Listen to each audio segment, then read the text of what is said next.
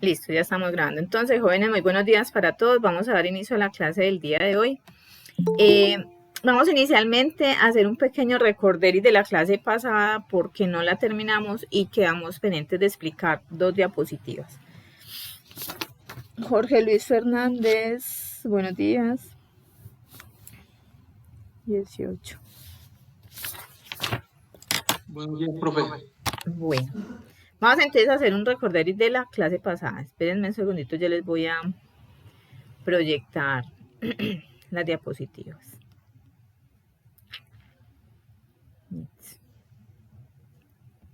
Recuerden que la clase está siendo grabada y se va a subir a la plataforma. También las diapositivas las subí anoche, las pueden descargar o para que las estén mirando también, que esto a veces se me demora para cargar la diapositiva. Pero bueno, enseguida lo intento, mientras tanto les voy retomando la clase anterior. En la clase anterior estuvimos hablando acerca de la ley penal y su aplicación. Entonces hablábamos de la territorialidad, que cuando es dentro del territorio nacional es donde se va a aplicar. Hablábamos que existen unas sanciones dentro de ese código penal, que la idea es que siempre que hablamos de código penal estamos hablando de conductas delictuosas y que hay una sanción para cada una de ellas. Que esa aplicabilidad sea del artículo 14 al 18 del código penal. Que es donde están los principios, y uno de ellos es lo de la territorialidad. Entonces, como les decía, la conducta punible debe ser realizada en el territorio nacional para poder que sea condenada acá. Cuando es otra en el exterior, la persona comete un delito en el exterior y tenemos convenio con esos países y fue capturado acá, lo que se pide dentro del convenio, normalmente ellos nos piden extraditar a la persona. Esa persona va al otro país y allá va a ser judicializado, condenado, y allá tiene que cumplir la captura. Eventualmente, por cuestiones humanitarias, en determinadas ocasiones se hacen salvedades y dicen, venga, tráigalo para que pague la pena acá. Ocurrió con un señor de avanzada edad que llegó a China. En China el narcotráfico da pena de muerte y el colombiano llegó allá, lo capturaron, lo judicializaron, lo condenaron, dijeron que era culpable por el delito y le dan la pena de muerte. No recuerdo si era perpetua o pena de muerte. El asunto es que el señor de la tercera edad estaba enfermo y se pidió por acciones humanitarias que lo dejaran venir, o sea, que lo trasladaran para acá, si fuese a una cárcel de acá, por su grave estado de salud, por su edad, como para que compartiera con su familia los últimos días de vida. Así ocurrió con unas chicas, pero ellas no las aceptaron. Es muy poco lo que se da que acepten que paguen la condena en el país. Como les digo, eso son acciones humanitarias que se hace solicitud de la familia, tiene que intervenir la Defensoría del Pueblo, por ejemplo, la Cancillería, etcétera, para que puedan contar con ese beneficio. Hay muchas personas que de pronto por ignorancia se van a delinquir a otro país sin saber que, por ejemplo, existe la pena de muerte para el narcotráfico y en muchos otros. Entonces es como algo muy delicado. Como les decía, entonces pasa lo de la extradición. La extradición habíamos dicho que no procede con delitos políticos. Después miramos cuáles eran los delitos políticos. Hay más, pero miramos los principales, que es la rebelión, la sedición y la sonada. Que hablábamos, por ejemplo, que lo del Palacio Nacional fue rebelión. Que la sedición es cuando se quiere tomar, mediante las armas, se pretende tomar transitoriamente que la policía o que los funcionarios del gobierno realicen una actividad. Entonces decíamos que, por ejemplo, cuando agarran a alguien que está delinquiendo y lo quieren ejecutar pues como la venganza por propia mano y no dejan que la policía se lo lleve, o eso, es cuando están como interfiriendo con la acción de la policía o de cualquier funcionario público. Y la sonada es que exige violentamente que ejecute o omita algún acto propio de sus funciones. Posteriormente hablamos de la estructura de la ley penal, decíamos que tenía un precepto y una sanción. Entonces, cada artículo del Código Penal me trae esas dos partes, debería, o en términos generales, traen esas dos partecitas. El precepto, que es donde se expresa cuál es el delito, o sea, dice el que haga esto, entonces tiene el sujeto activo, pasivo, la acción. Y posteriormente la sanción, que es donde dice, bueno, el que haga esa conducta, que tengo aquí de precepto va a tener esta sanción. En términos generales es así como debe ser. Tenemos un sujeto activo que es el que realiza la conducta. Ese sujeto activo puede ser una persona en términos generales o una persona específica, especial. Entonces, por ejemplo, cuando hablamos del prevaricato, que es un delito que solo cometen los funcionarios públicos. Un civil, una persona que no tenga un cargo de funcionario público no podría cometer el prevaricato porque dice específicamente que tiene que ser un funcionario público. Ahora, puede ser, si no es prevaricato, puede ser que lo encuadre en otro tipo penal, un hurto, un soborno, un chantaje, pero no en prevaricato como tal. Sujeto pasivo puede ser cualquier persona, pero también hay unos delitos que me dicen que el sujeto pasivo es calificado.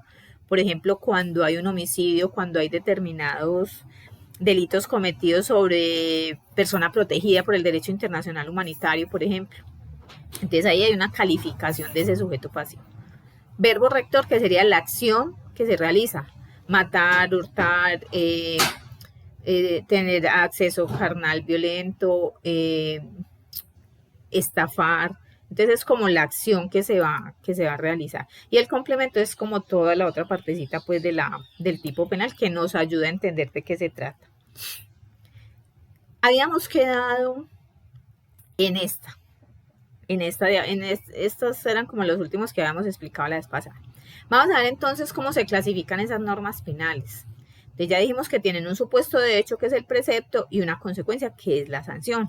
Entonces en el tipo penal del 103, el que matare a otro incurrirá en prisión de 208 a 450 meses. Estoy diciendo que la parte del precepto es el que mataría al otro, ¿no es cierto? Ahí no me estaba especificando que si es un sujeto calificado, ni el activo ni el pasivo, entonces cualquiera. Una persona mata a otra, incurrirá en esa prisión. No me está calificando de ninguno de los dos, el verbo rector es matar y la sanción es la de 208 a 450 meses. Es del tipo penal completo. También teníamos un ejemplo de la injuria y las lesiones, donde tenemos precepto y sanción. Ahora, hay unas normas que son incompletas. No están así con esas dos características tan específicas ni tan evidentes como los ejemplos que acabamos de dar. Vemos, por ejemplo, que hay las que son incompletas es porque no tiene una o el precepto o la sanción. Entonces dice, contiene solamente el supuesto de hecho, es decir, el delito, o bien contiene únicamente la consecuencia jurídica, es decir, la respectiva sanción. Por lo que será necesario ponerla en relación con otras normas para que la completen. En los primeros artículos, por ejemplo, encontramos la dignidad humana. Si nosotros vemos, y este es un artículo porque este es el Código Penal, Ley 599/2000, tenemos que el artículo primero es la dignidad.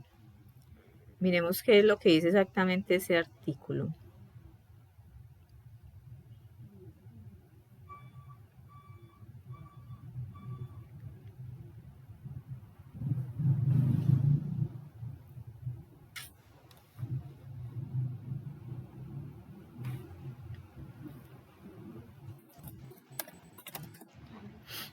Dignidad humana. El derecho penal tendrá como fundamento el respeto a la dignidad humana.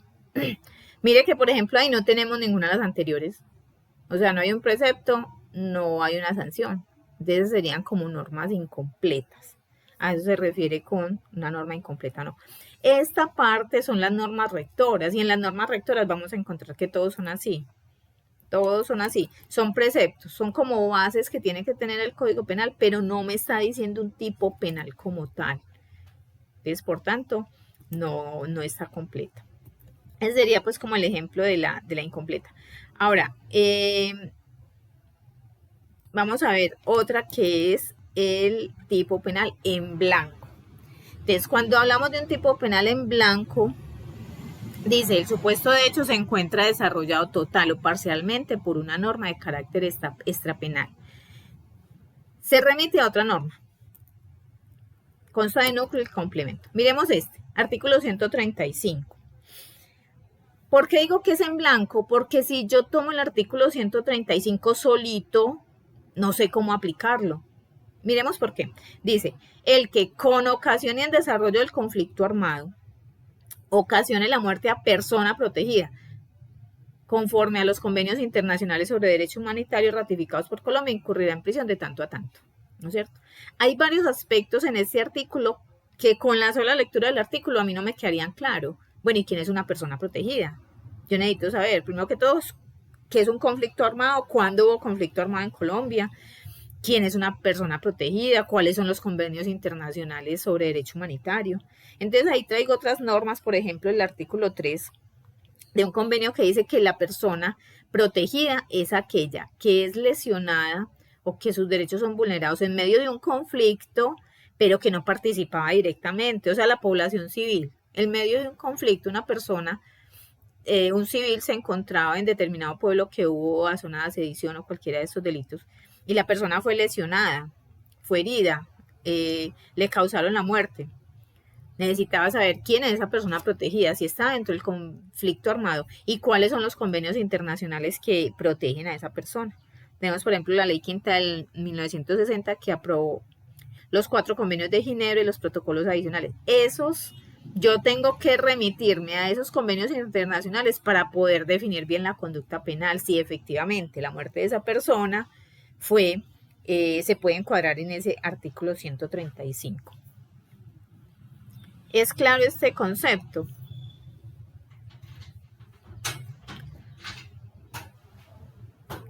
Jóvenes.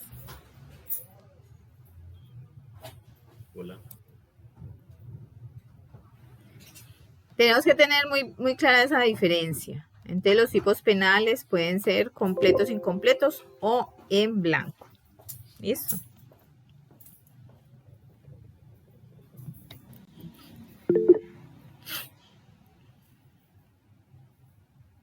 Carlos Aguirre.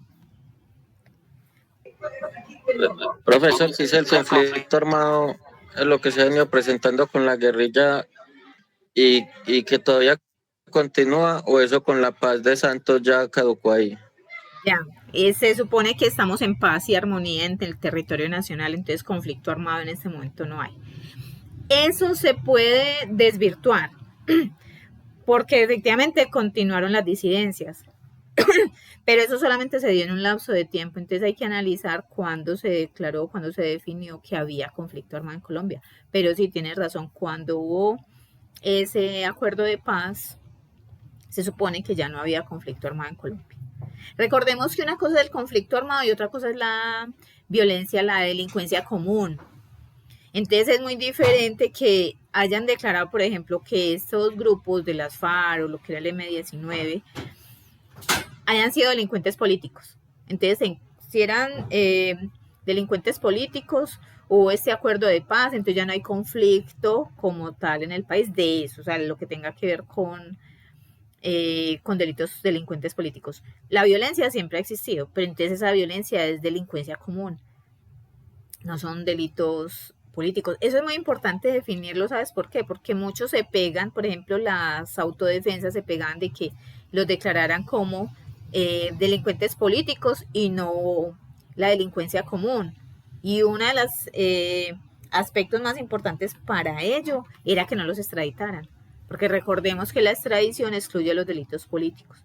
Entonces son definiciones como muy de discusión dogmática y de creencias y de sustentación, pues como para decir si es una cosa o la otra. Sí, efectivamente se ha visto afectado, se determina cuándo hay un conflicto con los acuerdos de paz que han habido.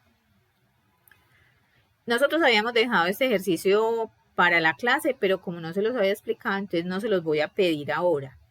Pero ahorita que terminemos, vamos a tener tiempo para realizar este ejercicio de la semana pasada y los ejercicios del tema de hoy.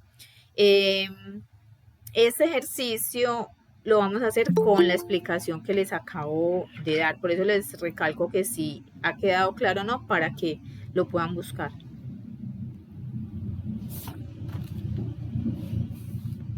Juan Fernando Sierra, 18.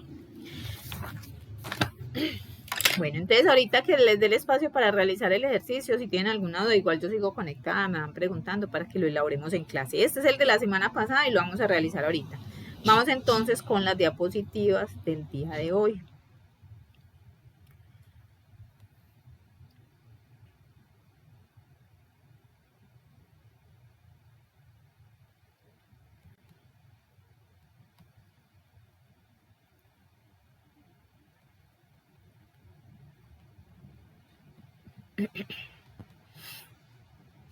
Bueno, el tema entonces del día de hoy es el delito, conceptos y elementos. Como les dije, las diapositivas las van a encontrar en la plataforma por si desean ir mirando. Las pueden ir mirando. Enseguida que me aparezca se los voy a compartir.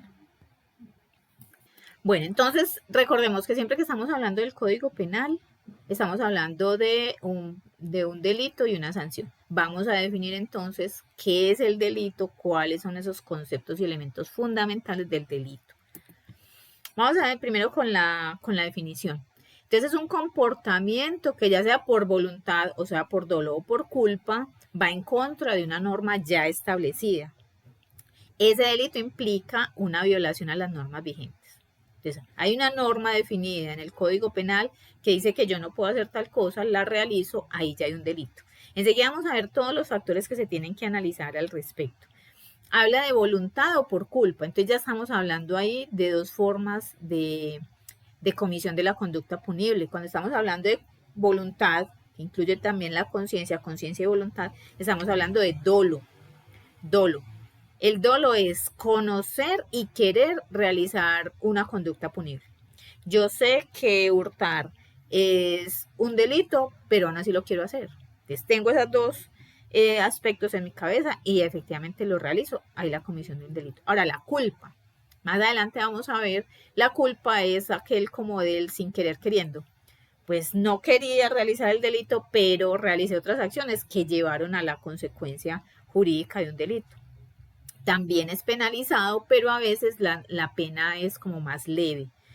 Y solamente se puede hablar de culpa con unos delitos específicos. O sea, si el tipo penal dice culpa, el que cometa tal con culpa, se puede definir. Si no, no. Si me hago entender, no todos los delitos admiten que sean culposos. En términos generales, uno en todo el Código Penal encuentra dolosos. Por regla general, todos son dolosos, a no ser que el delito mismo diga culposo. Si tienen, yo en la plataforma también les dejé el Código Penal actualizado y comentado. Si lo tienen, vamos a ir mirando por favor algunos casos de delitos culposos. Por ejemplo, el homicidio culposo. Está en el artículo 109. Dice, el que por culpa matare a otro. Entonces, en términos generales, uno supondría que es el artículo 103, que es el del homicidio. Pero si logramos definir dentro de todo el estudio, el juicio de valor que se haga, que hubo culpa, entonces se puede judicializar a esa persona por un homicidio culposo. Para yo hablar de culpa tiene que ser que específicamente el delito me diga culposo. Entonces no todos los delitos admiten culpa. Peculado culposo frente a recursos de la seguridad social es otro. Entonces ahí tenemos como unos específicos, no es para todos los tipos penales. Cuando se habla en el código penal, encontramos en el artículo 19 que me habla de hechos punibles y que pueden ser, que la consecuencia pueden ser delitos y contravenciones. O sea, vamos a mirar el artículo 19.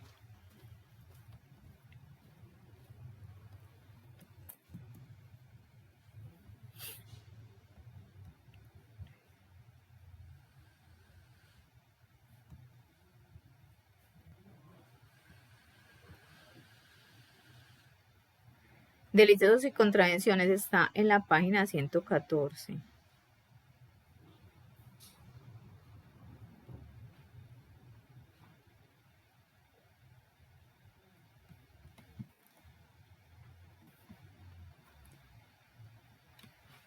La misma norma me da la posibilidad de, o me explica más bien, que se dividen en delitos y contravenciones. Miremoslo en el artículo 19, delitos y contravenciones. Las conductas punibles se dividen en delitos y contravenciones. Cuando hablamos de un delito estamos hablando como de aspectos más graves y la contravención es entendida como algo menos grave, como si no fuera un delito, como si fuera un cuasi delito, sin serlo. Igual en el código encontramos ambas, delitos y contravenciones. El asunto aquí es que las contravenciones, como está concebida dentro del Código Penal, no me las diferencia. Y hay contravenciones penales y contravenciones de policía. Eso no me lo diferencia el código, sin embargo, la doctrina ha dicho, sí, está bien, ahí hay delitos y contravenciones, pero las contravenciones hay que diferenciarlas, porque pueden ser penales o de policía. Penales cuando están en el Código Penal, de policía cuando están en el Código de Policía. Pero aparte de su ubicación, también tengo una diferencia. ¿Qué otra diferencia se les ocurre que puede haber entre la pena que hay en una contravención en el Código Penal y la de contravención en el Código de Policía? ¿Qué otra diferencia puede haber ahí? Pues se ponen multas o sanciones pedagógicas. Exactamente, exactamente. Cuando estamos hablando del Código Penal, estamos hablando de una pena de prisión normalmente o de una multa. Y cuando estamos hablando de las contravenciones son aspectos pedagógicos. Entonces muchas veces, por ejemplo, hay una norma dice, vamos a dar un comparendo pedagógico durante tanto tiempo y para que las personas se vayan acomodando pues como a esta nueva realidad para que no cometan lo que más adelante podría ser un... Es como cuando sacan esos tiquiplacas que cambian y son como la primera semana jornada pedagógica y todo eso. Exacto, y después, o sea, dan como un tiempo para ello. Y cuando ya ha pasado ese tiempo de pedagogía, entonces puede imponer otro tipo de sanciones o multas. Pero en el Código de Policía nunca vamos a encontrar una pena de cárcel, por ejemplo. Eso solamente lo encontramos en el Código Penal. Espérenme, yo trato de compartir la pantalla para que vean las diapositivas. Me confirman si la están viendo, por favor. Sí, sí. Okay. Listo. Entonces, esa gran diferencia que hay entre las contravenciones es de las del Código Penal me traen una pena de cárcel o multa, mientras que las de tránsito me traen solamente sanciones pedagógicas. Incluso hay unas sanciones en el Código Penal que pueden ser, por ejemplo, destrucción del bien. Cuando una persona se hurta algo, cuando entra a una propiedad, cuando invade una propiedad de otra persona, por ejemplo, en la posesión, que construyen de manera irregular una casa y el otro se le empieza a apropiar de la casa, van a la inspección de policía, hacen la respectiva denuncia, después van y miran a ver qué fue lo que pasó, le preguntan por los documentos a un lado y otro, y dicen, no, ese muro, ese sí es de este señor, destruyen esa parte, destruyen ese bien para poder salvaguardar la propiedad o la posesión de la persona que estaba ahí. Entonces esa también puede ser otro tipo de sanción que hay en el Código de Policía. Entonces esa es como la gran diferencia que tenemos en esos dos aspectos. Vamos a ver otra, dice, los delitos. Entonces los delitos se definen como aquel comportamiento humano que a juicio del legislador compromete las condiciones de existencia y conservación y desarrollo de la comunidad. Entonces, siempre hablamos de una pena criminal, Esa es la definición de Reyes Echandía. Él fue presidente de la Corte y falleció en la toma del Palacio. Este jurista colombiano entonces decía que lo relacionaban como con las condiciones de existencia, o sea, lo que hacen las personas en el medio real que están afectando a la comunidad y que por tanto exigen una sanción para salvaguardar como esa convivencia. Dice, la contravención es un comportamiento de una gravedad inferior al delito. Entonces, la contravención la tomamos como si fuera algo que sí sigue siendo importante, pero que no tiene como las consecuencias tan nefastas de un delito, o sea, como que no llega a ser el delito. Esas contravenciones, la importancia de ello es, por ejemplo, que eso puede desencadenar un delito. Entonces, la idea es prevenir desde allá para evitar los delitos. Por ejemplo, una contravención, tenemos que en el Código de Policía se establece que cuando las personas tienen convivencia en un edificio, pues así como en comunidad, que la música no puede sonar a determinadas horas, que determinado volumen, que no sé qué. Cuando se hacen esos comparendos pedagógicos, lo que se está tratando es de evitar que ese conflicto que hay entre los vecinos llegue a mayores, que hayan unas lesiones, un homicidio. Hasta que sea por lo menos una riña, una discusión, pues no hay delitos, se puede dar una contravención. Entonces la idea es prevenirlo desde ese punto para evitar más adelante la comisión de un delito. El delito, y lo que ya, si todos acá sabemos, es que es una conducta que es por acción o por omisión, es típica. O sea, está tipificada, que enseguida vamos a ver cada uno de los aspectos, es antijurídica y es culpable. Esos son los tres componentes elementales del delito. Enseguida los vamos a describir uno por uno. La contravención está definida específicamente. Por ejemplo, cuando está en el Código Penal, es que no tiene sanción de prisión, sino de multa. Veamos unos ejemplos del Código Penal. El 193 dice, ofrecimiento, venta, compra de instrumento para interceptar las comunicaciones privadas entre personas. Eso da multa. Todos los que les estoy leyendo, si quieren lo confirman en el Código Penal y eso da multa.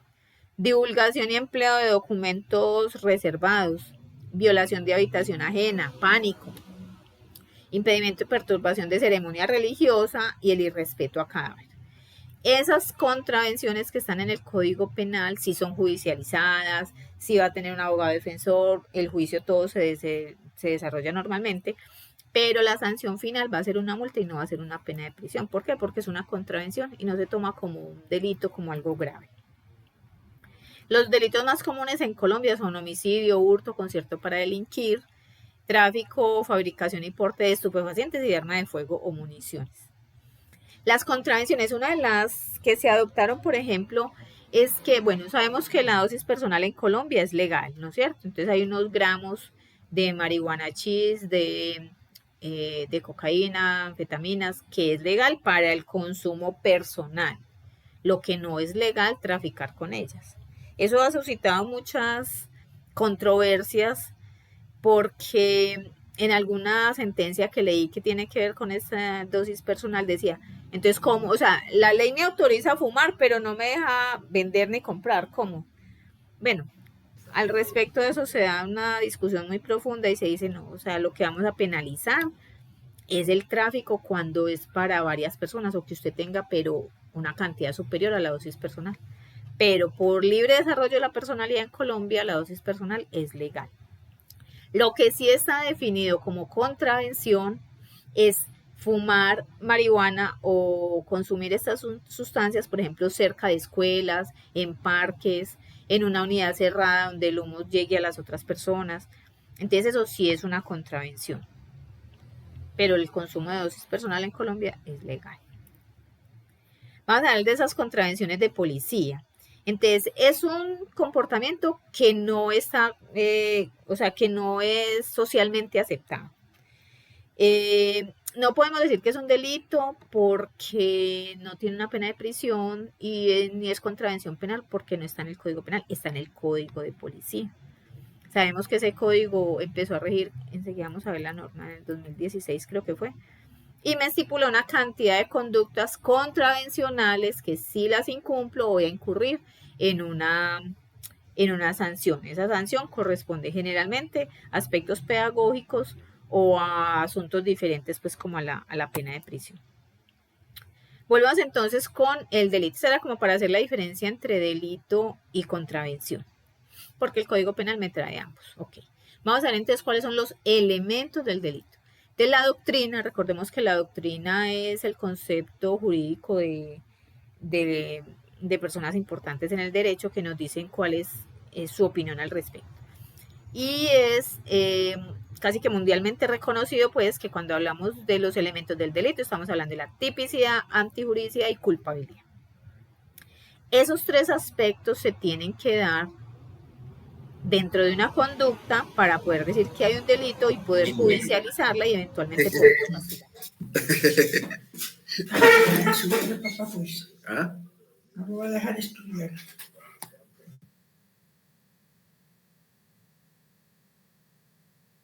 Dice, en tal sentido, si la conducta realizada por el sujeto es típica, antijurídica y culpable, entonces estamos frente a un delito, ¿no es cierto? Eso quiere decir que para que se configure tiene que tener los tres, o sea, tiene que tener estos tres aspectos. Y de hecho se dan de una forma secuencial. Primero analizamos si es típica. Si no es típica, ¿para qué seguimos con la antijuridicidad? O sea, no vamos a llegar a ninguna parte. Entonces se tiene que analizar inicialmente la tipicidad. Si hay tipicidad, pasamos a la antijuricidad y posteriormente a definir la culpabilidad. Ya vamos a ver cada uno de ellos. Si no cumple una, no es necesario con la siguiente porque no vamos a llegar a ningún lado. Vamos a hablar entonces de la tipicidad. Ya sabemos que la tipicidad es la adecuación de la conducta en una ley. Entonces, en la norma específicamente me prohíbe una conducta. Está escrita, es clara. No hay manera de equivocarse frente a lo que está diciendo. El que matare a otro, matar, sí, cualquier sujeto a otro sujeto. Ahí está el homicidio, artículo 103. Entonces tiene que ser muy específica para que no haya lugar a dudas. Igual encontramos tipos penales en blanco. Entonces recordemos que nos tenemos que devolver para saber o ir a otra norma para identificar si sí es típica o no. Otro ejemplo de esta tipicidad, por ejemplo, cuando es en blanco, es que hay una norma que me dice que si cobro intereses por encima de lo autorizado, es usura y eso va a repercutir, es un delito y va a tener una sanción, ¿no es cierto? Para yo saber eso, tengo que remitirme al Banco de la República, saber cuál es la conducta en ese momento, cuál era el interés en ese momento y saber cuánto me lo están cobrando para poder configurar el delito. Si me hago entender, la norma te dice que si cobras más del interés autorizado en Colombia va a ser un delito, pero no sé cuál es el interés en el momento de la comisión de la conducta. Por eso es que lo tengo que remitir a otra entidad para que me defina el interés. Ese sería el tipo en blanco. Cuando hablamos de la tipicidad, entonces, bueno, tiene que estar escrita, tiene que haber una norma donde me diga exactamente qué es lo que no puedo hacer. Y esas conductas que me definen ahí pueden ser de acción o por omisión. Entonces puede ser que hayan unas que me digan el que haga tal cosa y otras que me digan el que omita tal cosa. Esa sería la parte descriptiva de esa tipicidad. Dice, la tipicidad y la antijuricidad se relacionan con la conducta. Entonces, cuando estoy elaborando el juicio de tipicidad, las dos primeras partes, tipicidad y antijuricidad, estoy mirando qué fue lo que hizo la persona, el sujeto activo, cuál fue la acción que desencadenó. Esa es la primera, el primer análisis que tengo que hacer. Ya posterior me voy a enfocar en el sujeto, el por qué lo hizo, que ahí es donde ya hablaríamos de la culpabilidad. Te dicen, la tipicidad se analiza si la conducta se adecua a la ley penal, lo que se llama el juicio de tipicidad. Entonces es la primera parte que se va a hacer. Una persona realizó una conducta, vamos a definir primero si esa conducta está dentro del Código Penal como un delito, haciendo este juicio de tipicidad. Cuando la conducta encaja en la ley penal, la vamos a llamar típica. Y si la conducta no encaja en la ley penal, la vamos a llamar atípica. O sea que todos los delitos tienen que ser típicos, ¿no es cierto? Tengo, por ejemplo, el hurto, todos los delitos que tenemos en el Código Penal están descritos ahí, esos son conductas típicas. Una persona le quitó el celular a otra, ¿eso cómo se llama? Hurto, ¿está en el Código Penal? Sí, es una conducta típica. Como les digo, esa primera parte es muy textual. Vamos a definir quién hizo y qué fue lo que hizo. Ya el juicio de la subjetividad, de la culpabilidad, es diferente. Aquí solamente quién hizo qué. Te dice, la tipicidad debe entenderse según Zaffaroni como el instrumento legal lógicamente necesario y de naturaleza predominante para individualizar la conducta. Entonces mire que ahí nos dice este jurista, por ejemplo, que es necesario, es lo primero que tenemos que hacer. Si la conducta es atípica, no sigamos porque no hay nada. La mendicidad, ahorita vamos a ver unos ejemplos.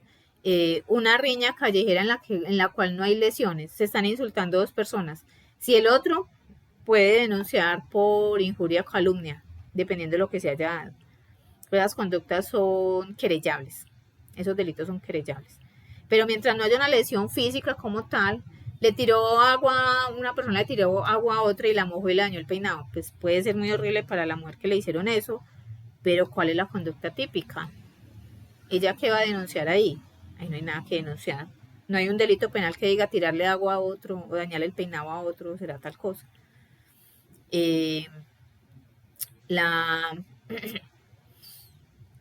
Cuando una persona le es infiel a otra, Todo el mundo se dio cuenta, muy horrible, ella sufrió mucho y el escándalo y todo, pero la infidelidad es una conducta típica, no. Es una causal de divorcio y por allá a nivel civil lo pueden alegar, pero en el Código Penal no tenemos la infidelidad. De hecho, déjenme consultar otra cosa que era delito y creo que ya no. Espérenme, yo confirmo. La bigamia. La bigamia, por lo menos con ese nombre, no aparece en el Código Penal. Entonces, por indignante que sea, por mucho que haya hecho sufrir a cualquiera de las dos cónyuges, no es un delito. Es una causal para ir al Código Civil y hacer una demanda civil y de pronto hasta pedir perjuicios por los daños morales ocasionados, pero delito como tal no es. Entonces diferenciamos ahí típica y atípica. Típica que encuadra perfectamente con lo que dice el Código Penal, atípica es que definitivamente no es judicializada, no es un delito. Ese juicio de tipicidad, que es la primera parte, lo primero que vamos a hacer, puede ser objetivo y subjetivo. Cuando hacemos el juicio de tipicidad objetivo, vamos a analizar los sujetos, la conducta y el objeto material. Seguimos a ver cada uno de ellos. Y si hablamos del juicio de tipicidad subjetivo, ahí estamos hablando el aspecto interno del sujeto, o sea, las razones por las cuales realizó tal conducta. Alguien levantó la mano que escuché que sonó algo por acá. Profe, Hola. estamos hablando de la bigamia. Sí. Bueno, con los servidores públicos respecto a, en estos días que había escuchado lo de respecto a los policías, cuando tienen sus esposas y tienen amantes y según pues escuché que iban a aplicar una ley sobre eso. Bueno, hay dos aspectos a tener en cuenta. Primero, que los policías y los militares se rigen por la justicia penal militar. Entonces a ellos los rigen otras cosas diferentes, en muchos aspectos. Ustedes saben que, por ejemplo, la pensión es diferente. Un policía se puede pensionar con 20 años de servicio, a ellos les dan beneficios mucho más amplios que los que tienen la población en general. Entonces ellos tienen unas características específicas que hacen que no se rijan por ese código penal. A ellos sabes que sí los puede, por ejemplo, pero eso es administrativo. Si es, creo que hasta de baja les pueden dar por eso, si conviven con dos mujeres, o sea, eso para ellos es muy delicado. O les quitan beneficios, eso he escuchado pues, pero como te digo, eso es ley penal militar, eso es un régimen especial y ellos se rigen por otras cosas diferentes. Pero sí he escuchado eso. Es más, por ejemplo, si se casan, les dan ciertos beneficios adicionales.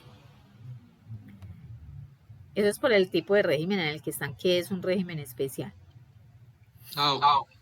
Bueno, entonces ese juicio de tipicidad, vamos a analizar la tipicidad de una conducta, primero la objetiva, después la subjetiva. La objetiva, miramos los sujetos, la conducta y el objeto material. Y en la subjetiva, las razones, el aspecto interno del sujeto de por qué realizó determinada conducta. En relación a esto, explicaremos qué implica el dolo, la culpa y cuál es la diferencia entre ellos. ¿Te recuerdan que lo habíamos visto? Dolo, ¿qué es dolo? La persona tiene conocimiento y voluntad. Sé que es un delito y lo quiero cometer. Ahorita vamos a ver por qué si no hay ninguna de esas dos cosas no puedo decir que hay dolo. Inclusive se puede exonerar de la respectiva sanción penal. Y la culpa tiene también otros aspectos diferentes. Vamos primero con el juicio de tipicidad objetivo. Vamos a analizar entonces en los tipos penales, por ejemplo, cuáles son los sujetos. Entonces, como les hablaba al principio, tenemos sujetos activos y sujetos pasivos. El sujeto activo es el que realiza la conducta. Solo se pueden personas naturales. El derecho penal, el código penal es personalísimo. Solamente estamos judicializando personas naturales. No podemos condenar penalmente a una empresa, ¿no es cierto? Lo que podemos hacer es a los representantes legales, pero la persona jurídica como tal no es objeto de derecho penal, no es objeto de una sanción. Vamos a ver que esos sujetos activos pueden ser comunes y especiales. Miremos el artículo 413 del Código Penal.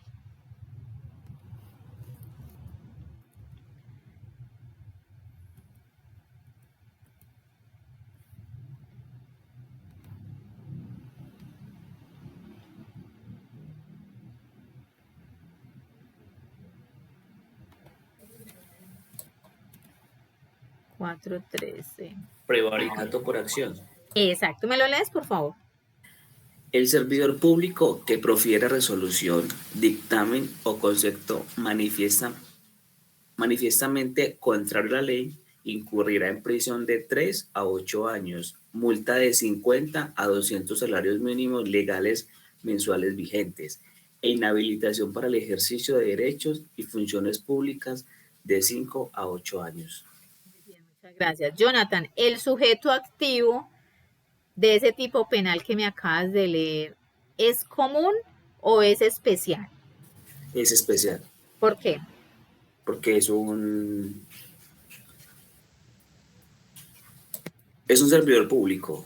Exacto. La norma me está diciendo que la única persona que puede cometer un prevaricato por acción es un servidor público. Si yo no soy servidor público, no me pueden judicializar por eso. Ahora, ojo que esto es un tipo penal en blanco. Yo necesito saber dónde me dicen quién es un servidor público, porque en términos generales podríamos pensar, ¿el servidor público quién es? El funcionario que trabaja en la Alpujarra, en la alcaldía, ¿no es cierto? Uno normalmente piensa eso. Pero aparte de que el servidor público es el que trabaja allá, también hay personas en otro tipo de empresas que pueden ser privadas, pero que por sus funciones son funcionarios públicos. Ejemplo, si una persona, por ejemplo, funcionario público, entonces está que sea de carrera administrativa, que sea de libre nombramiento y remoción, ¿no es cierto? Tenemos esas opciones. Pero hay personas que, por ejemplo, prestan servicios públicos siendo empresas privadas, pero aún así tienen la calidad de funcionario público. Así no trabaja directamente para el gobierno. Ejemplo, una persona que los docentes, así sean en instituciones públicas o privadas, nosotros estamos cumpliendo una función pública, estamos desarrollando una actividad pública, que es la educación, ¿no es cierto? La educación es algo que tenemos como un derecho fundamental, está en la Constitución política. Nosotros tenemos responsabilidad frente a propios y terceros por toda la ejecución de nuestros actos. Y de hecho, para ciertos aspectos nos pueden judicializar como funcionarios públicos, porque es en razón del servicio que prestamos, no del contrato de vinculación que tengamos. Hay empresas, por ejemplo, que se dedican a la vigilancia privada. Ustedes también en ciertas ocasiones podrían llegar a ser judicializados como funcionarios públicos, no porque tengan un contrato laboral con el Estado, sino porque prestan un servicio que es definido como un servicio público, como algo que es para toda la comunidad, generalizado, es un derecho de todos. Entonces, en algunos aspectos podrían ser judicializados como tal. Entonces, este es un tipo penal que hay que remitirse a otro, o sea, en blanco. Y específicamente, ese prevaricato, entonces, hablamos de un sujeto activo especial o calificado. Para que a una persona la judicialicen por eso, tiene que ser que sea funcionario público. ¿Cuál es el ejemplo concreto? Si tenemos que están judicializando a una persona por prevaricato cometido el 1 de enero del 2023 y la persona llega y presenta, no, es que yo tengo una carta de despido del gobierno, a mí se me terminó el contrato el 31 de diciembre, a mí no me pueden judicializar por prevaricato. ¿Será que eso lo exonera de culpa? Claro que sí. Por lo menos de ese delito, sí. Que de pronto entonces ya lo que haya hecho es otra cosa, pues ya mirarán. Pero por lo menos prevaricato no se podría. Porque me dice que para que sea prevaricato, el sujeto activo tiene que ser un servidor público. El sujeto pasivo es sobre quien recae la acción delictiva. Entonces es quien asume las consecuencias, quien sufre las consecuencias de lo que hace el sujeto activo. Y ese sujeto pasivo también podría ser especial o podría ser calificado. Miremos, por ejemplo, el que habla sobre acciones que se cometen en contra de las personas protegidas por el derecho internacional humanitario. Esos delitos, por ejemplo, el 135, homicidio en persona protegida. Alguien lo tiene, que me lo lea, por favor.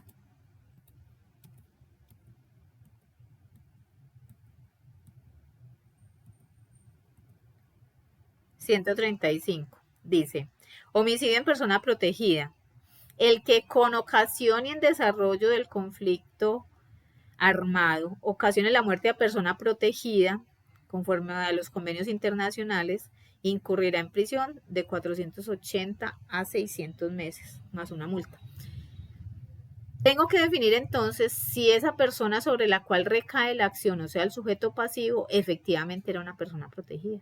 Entonces, como lo veíamos ahorita, son personas que, por ejemplo, están en el mismo municipio donde ocurre una toma guerrillera o algo así, pero es población civil y le causan la muerte. Ahí sería un homicidio en persona protegida, está dentro del conflicto armado, pero no era parte ni del ejército ni de la guerrilla. Son civiles que son heridos en combate.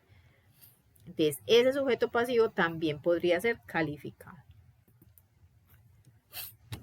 Seguimos con la tipicidad objetiva. Entonces, recordemos que son 3 aspectos: los sujetos, la conducta y el objeto material. Lo habíamos visto acá, objetiva. Los sujetos, la conducta y el objeto material. Ya vimos los sujetos que pueden ser activos, pasivos y pueden ser especiales o comunes o especiales. La conducta. La conducta puede ser realizada por acción o por omisión. El mismo Código Penal me dice el que haga o el que omita. Vamos a ver estos ejemplos. Artículo 25. En el artículo 25 me dice es que la conducta puede ser cometida por una parte, o sea, por omisión o por acción. Miremos el artículo 414, que es donde me trae la norma penal como tal, para que miremos el ejemplo.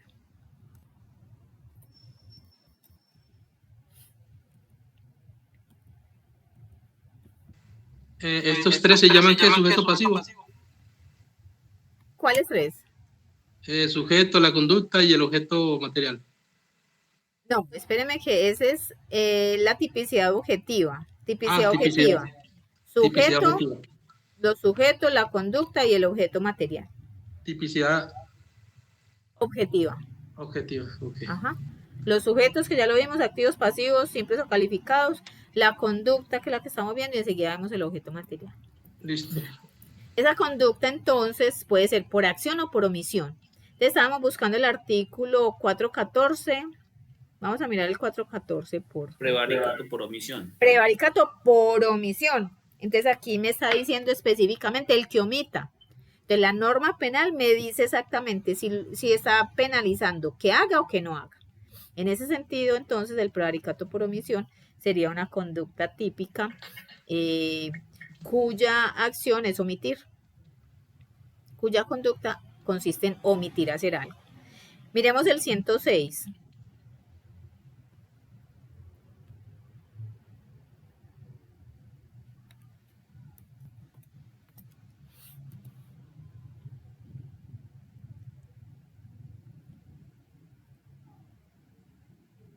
El 106 creo que es el homicidio,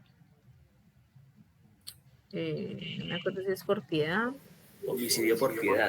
¿Por El piedad? que pusiera en peligro la vida o la salud de otro, sea colocándolo en la situación de desamparo, sea abandonándolo a su suerte, a una persona incapaz de valerse y a la que deba mantener o cuidar, o la que el mismo autor haya incapacitado, será reprimido con prisión de 2 a 6 años.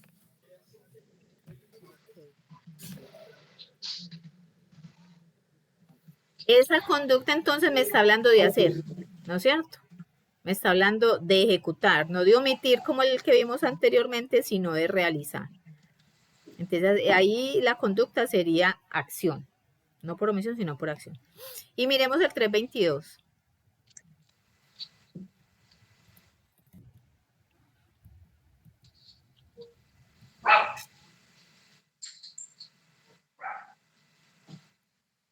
Favorecimiento por servidor público. Ajá. En este tipo penal encontramos algo, y es que ahí están las 2 conductas. Entonces, por un lado, judicializa el hacer y por otro el no hacer.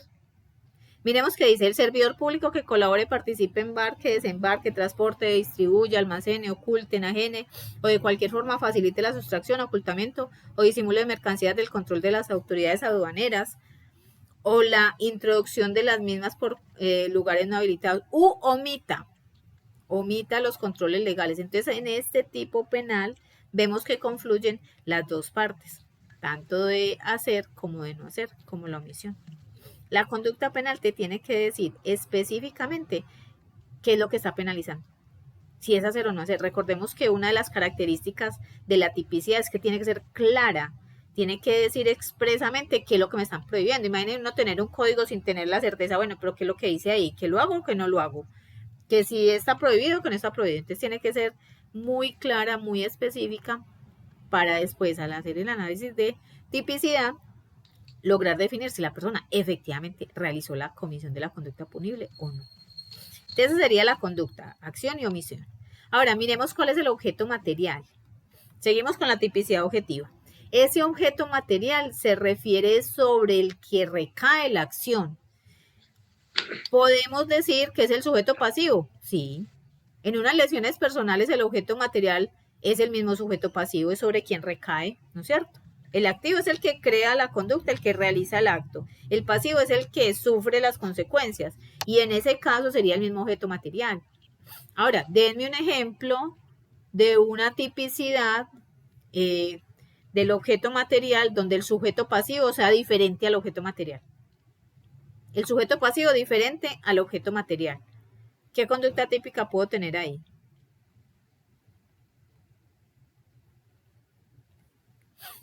La acción no recae específicamente directamente sobre el sujeto, sino sobre un objeto. Ejemplos. X le hurta a Y un celular. X sujeto activo, Y sujeto pasivo, objeto material, el celular. Así sufra la consecuencia el otro porque es el dueño, pero el objeto como tal sobre el cual recae la acción es un elemento diferente al sujeto pasivo. ¿Sí es claro el ejemplo?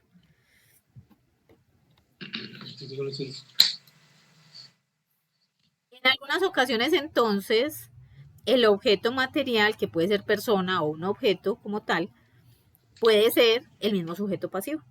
En el homicidio, en las lesiones, es el mismo sujeto pasivo. No lo es cuando es un elemento externo que le están hurtando, que lo estafaron, que le quitaron una casa, que le quitaron plata. Ese sería el objeto material, diferente al sujeto pasivo.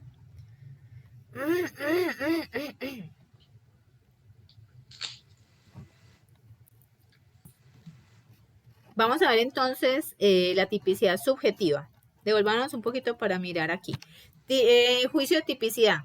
Parte objetiva, parte subjetiva. Entonces, para hacer este juicio de tipicidad tenemos que ver en la parte objetiva analizar los sujetos, si son especiales o son comunes, la conducta si es por omisión o por acción, el objeto material para ver si es el mismo sujeto pasivo o es un elemento material diferente. Ya hicimos esa parte objetiva del juicio de tipicidad. Ahora vamos con la parte subjetiva del juicio de tipicidad. Esa parte subjetiva la encontramos en el artículo 21 y dice que la conducta se puede cometer por dolo o culpa. Básicamente me trae estas dos. La doctrina después me añade la preterintención. Vamos a enfocarnos en estas dos primero. La tipicidad subjetiva, o sea, el análisis de qué fue lo que pasó de la conducta punible, me habla de una modalidad. Cuando, o sea, la parte interna, qué estaba pensando, qué es lo que quería hacer esa persona, cuáles eran sus motivos para hacer determinada conducta. Entonces, en el artículo 22 me habla del dolo, donde dice que se produce cuando el sujeto actúa con conocimiento y voluntad. Sabe y quiere realizar una conducta punible, efectivamente lo hace. Dolo directo. Cuando hablamos de dolo directo es X mata a Y. ¿Qué era lo que quería? Matar a Y. ¿Lo hizo? Sí. Con ese no tenemos problema, ¿no es cierto? Ese es el directo. ¿Cuál sería el indirecto? El indirecto sería X quiere matar al presidente de la República, que va en un carro. Tiene el conductor. Si supongamos que esa persona lo que va a hacer es tirarle una bomba, petardo. Lo va a tener que hacer y él sabe que lo más probable es que se muera el conductor y no le importa. Es algo que tiene que pasar como una consecuencia lógica de la conducta y que él la asume. Dice, no, es que lo tengo que hacer. O sea, si yo quiero matar al presidente, me toca matar al otro también. Y no me importa. y efectivamente lo hace. Entonces ahí el dolo indirecto sería con el conductor del vehículo. La voluntad no era matarlo a él específicamente, era matar a otra persona, pero para matar a esa otra persona tenía que pasar por encima de este y lo hice. Entonces, con respecto a esa persona, a ese conductor habría un dolo indirecto. Cuando hay otro dolo indirecto, quiero lesionar a alguien que está dentro de una casa y tiran una piedra. Tira la piedra, rompe el vidrio, lesiona a la persona. Tenía que romper el vidrio para poder pegarle al otro, que era lo que quería. Entonces, el daño en bien ajeno sería un dolo indirecto, porque no es que en sí quisiera hacer el daño, yo lo que quería era lesionar al otro que estaba adentro, pues sí me tocó romper el vidrio para poder hacerlo. Entonces, en determinadas conductas penales puede ser que por un lado sea directo y otro indirecto en la misma acción penal, en la misma conducta punible. ¿Cuál sería el dolo eventual? El dolo eventual es, no sé qué va a pasar, pero que tenga lo que tenga que pasar, de todas maneras lo voy a hacer. Por ejemplo, una persona quiere derribar un edificio. O sea, el objetivo es derribar el edificio. Y él no sabe si hay personas o no hay personas allá adentro. Igual, tira una granada, pone una dinamita para derribar el edificio y resulta que sí habían personas allá y esas personas fallecieron. Es un dolo eventual. Él no sabía si había o no gente, pero no le importó. La diferencia con el directo es que yo sé que ahí estaba el conductor y que él iba a sufrir el daño y no me importó y lo hice. En cambio, en el eventual, pues no sé, pero no me importa. De todas maneras lo voy a hacer. ¿Cómo vamos? ¿Es claro lo del dolo? Sí. Excelente. Ahora dígame cuál es la importancia de definir si una persona actuó con dolo o no. Porque hay diferencia en la pena. Exacto, porque podemos decir, no, es que esta persona actuó con alevosía, inquina, queriendo dañar, está ensañado en tal persona, o sea, se le ve la acción con ira.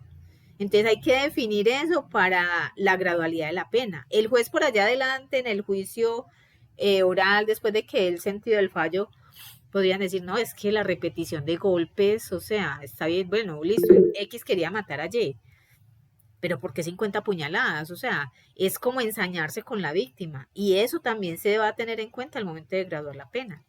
Señora Aguirre. Profesor, en cuestiones de la pena, es como decir, tienen que matar a una persona dentro de una fábrica.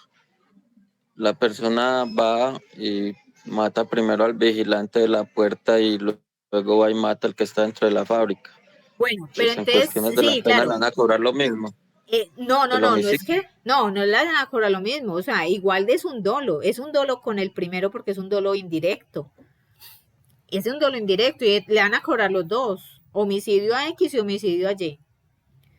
Pero recordemos que en Colombia existe la acumulación jurídica de penas, entonces no es que te den 30 años por este y 30 años por este. No, pues lo suman todos, le dan la pena mayor y por el resto le dan otro tanto. Pero sí se judicializa ambos y en los dos hubo dolo. ¿Para qué hacer esa diferencia? Porque de pronto en uno de ellos fue culpa y no dolo. ¿Sí me hago entender? Entonces hay que, el abogado que esté defendiendo el caso, que haga, o la fiscalía, que haga el planteamiento de su tesis, tiene que explicar muy bien esto. Porque la pena, por ejemplo, es muy diferente si una conducta es dolosa o es culposa. La culposa rebaja. Pero para que no se confunda la culpa con un dolo indirecto, con un dolo eventual. Juan Fernando Sierra. Es que no es lo mismo usted decir que mató a una persona con un disparo que decir que le pegó 20. Y si usted ya post-mortem le siguió ocasionando heridas, ya eso es sevicia. Y ahí es donde le van a cobrar más caro. Sí, cuando las conductas se hacen con sevicia, eso lo tiene que describir muy bien el fiscal cuando está haciendo la acusación para que el juez tenga en cuenta la gradualidad de la pena. Porque ustedes saben que la pena está entre, por ejemplo, de 1 a 4 años. Entonces tengo cuartas, primer año, segundo año, tercer año, cuarto año.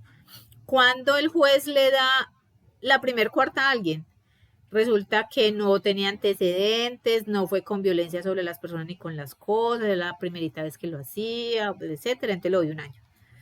No, resulta que sí, fue en concurso con otra persona, ya se estaban aliando, listo, le doy 2 años.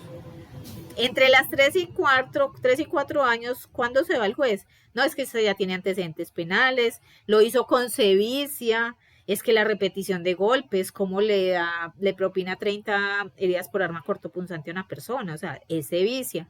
Entonces, ese análisis que hace el fiscal en su teoría del caso va a llevar a que el juez analice la parte subjetiva, o sea, qué era lo que esta persona estaba pensando, qué era lo que quería hacer, cómo lo realizó, y por tanto le puede dar más pena. Entonces, por eso es que necesitamos en el juicio, el abogado o el fiscal tienen que definir muy bien qué tipo de dolo y qué tipo de, o si fue culpa. Los delitos culposos tienen una pena más baja, incluso pueden llegar a no ser penalizados. Les voy a colocar un ejemplo que en alguna vez en clase le expliqué, que es supremamente triste, pero es un caso de la vida real y cae perfectamente acá. Un señor llega a su casa en su vehículo, abre la cochera, va entrando en reversa, el niño sale a saludar a su papá, el señor no lo ve por el retrovisor porque es muy pequeño, el señor lo atropella y el niño fallece. ¿Eso cómo se llama? Delictualmente hablando, ¿cómo se llama eso? ¿Qué conducta penal es? Homicidio culposo. Homicidio culposo, homicidio culposo. No tenía el conocimiento, él no sabía que el niño estaba ahí, pero hubo una conducta penal, una conducta típica. Y esa persona se judicializó, fue capturado, se hicieron pruebas, se hicieron alegatos, llegó al juicio. Y el juez, cuando sí, fue declarado culpable por un homicidio culposo, pero el juez dijo que no era necesaria la pena. Una de las características de la pena es que sea proporcional, necesaria y que realmente cumpla la función, que es la resocialización, que es una de las funciones principales de la pena. El juez en su sentencia decía que ya bien penoso, o sea, de pena de dolor, era para el padre de ese hijo la pena de haberlo perdido por su culpa. Que una pena de prisión era innecesaria. No se iba a hacer absolutamente nada, no iba a haber un restablecimiento de derechos, no iba a haber una resocialización, pues porque problema ahí no hubo en ese sentido. Desde el juez lo exoneró, así sea penalmente responsable, dijo la pena no es necesaria. Esa persona no le dieron pena, fue condenado como culpable, pero hicieron ese juicio de valor y dijeron no es necesaria. Ya suficiente dolor tiene esta persona con la pérdida de su hijo. Bueno. Un ejemplo, cuando un bus con pasajero y le queda pues sin freno y llega, o sea, y al accidentarse hay muchos muertos y el conductor sobrevive.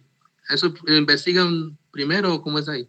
Bueno, entonces ya pasamos del dolo y vamos a pasar a la culpa. Ya sabemos que el dolo es, tengo conocimiento y voluntad, sé que lo que estoy haciendo efectivamente lo hago y causo lesión a un bien jurídicamente tutelado. Listo, ya sabemos que es el dolo, sabemos cuál es el directo, indirecto y eventual. Ahora, vamos con la culpa. Carlos, cuéntame. Lo que dice el compañero, yo tengo entendido que todos los que fallecen en accidentes de tránsito, a todos se asumen como culposos. No necesariamente. Es muy probable, pero no necesariamente. Vamos a mirar bien la culpa. Cuando estamos hablando de culpa, listo, ya pasamos el título del dolo, vamos para la culpa. Cuando estamos hablando de la culpa, es que la persona debió haber previsto algo y no lo hizo. O sea, algo que era previsible, no lo previó, lo realizó y causó el daño. Se da mucho con los accidentes de tránsito, sí, eso es claro, mucho. Ese es como el ejemplo más típico. Pero vamos a describir bien la culpa. Cuando estamos hablando de culpa, estamos hablando, hubo negligencia, sería la primera. ¿Qué es negligencia? Que no haya hecho, por ejemplo, la omisión de prevenir de pronto una conducta que ponga en riesgo la vida de alguien. ¿La omisión de qué? La omisión de prevenir una conducta o de tomar acción en contra de una conducta. Pueden ser las dos, puede ser por omisión y por acción. Negligencia, ¿qué es la negligencia? Falta de cuidado. Sí, es una falta de cuidado, exacto. Yo sabía que era lo que tenía que hacer y de todas maneras lo hice. Sabía o hice lo contrario, sabía que eso no lo podía hacer y lo hice, pero tenía conocimiento. De negligencia es, yo sé que no puedo andar a 100 por hora en el centro, pero lo estoy haciendo. Bueno, claro que ahí también sería una violación de reglamentos, ahí se configuran las dos. Negligencia, en un quirófano, las auxiliares de enfermería, el instrumentador saben que tienen que esterilizar todos los elementos que van para cirugía y no lo hacen. Esa persona se infecta y fallece. Eso fue negligencia. No hizo lo que tenía que hacer.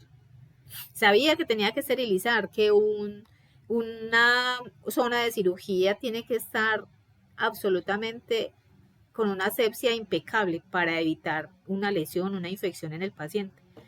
No lo hizo, es negligencia. Impericia. ¿Qué es la impericia? Es realizar una maniobra o acción sin tener el conocimiento, la capacitación para realizarlo. Excelente, excelente. Esa es la definición perfecta. Ahí me disculpan que les ponga tantos ejemplos con los hospitales, los médicos y eso, pero ya saben de mi formación y tengo más experiencia en ese campo. Impericia. Tenemos a un médico general haciendo cirugías estéticas. Un médico general no puede realizar una cirugía estética, tiene que ser un médico, un cirujano plástico. Para que sea cirujano plástico tuvo que haber hecho una especialización de 2 años. Entonces un médico general no puede hacer liposucciones, no puede hacer implantes mamarios, ni de glúteos, ni nariz. No, eso lo debe hacer es un médico, un cirujano plástico. Llega una persona al quirófano, un médico general, le hace el procedimiento que no es. La persona fallece, puede ser un homicidio culposo por impericia. Ok, imprudencia. Ahora, ¿qué es la imprudencia? Exceder lo permitido, aplica por decir en el exceso de velocidad. Sí. Está cometiendo una imprudencia y una violación de reglamento. Exactamente, ahí se configuran las dos. Imprudencia, violación de reglamento. Yo sé que la velocidad máxima en esta zona es de tanto. Y de todas maneras lo estoy haciendo, estoy siendo imprudente. Pasa algo, por ejemplo, con la alcoholemia, cuando una persona está manejando. En Colombia eso no es penalizado. En otros países, el solo hecho de que conduzca en alto grado, en cualquier grado de alcoholemia, da cárcel. Solo hecho conducir. Es un delito penal peligrosista, pero igual, totalmente válido. Carlos, cuéntame. ¿Ibas a decir algo? No, profe, se me olvidó bajar la mano. Dame un segundito, por favor.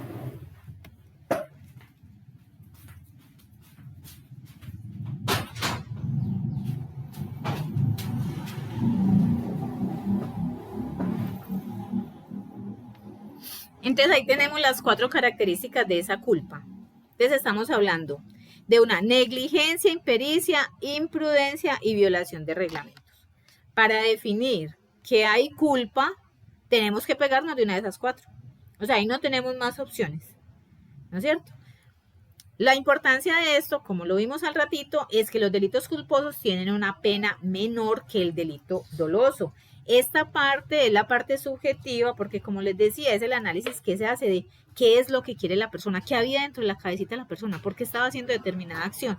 Entonces ya no es como la parte tan física, tan material como definir sujeto activo, sujeto pasivo, esta es la conducta que se hizo, recae sobre tal, no, ya no es algo como tan material, como tan estrictamente gramatical, no, ya es un análisis más profundo de, bueno, ¿qué es lo que esa persona quería hacer? Cuando hablamos entonces de tipicidad subjetiva, en términos generales son esos dos, dolo y culpa, dolo y culpa. Sin embargo, en las modalidades de la conducta penal tenemos otra figura que la trae el artículo 24, que es la preterintención. La preterintención es otra de las modalidades de comisión de la conducta punible. Vamos a buscar aquí el artículo 24.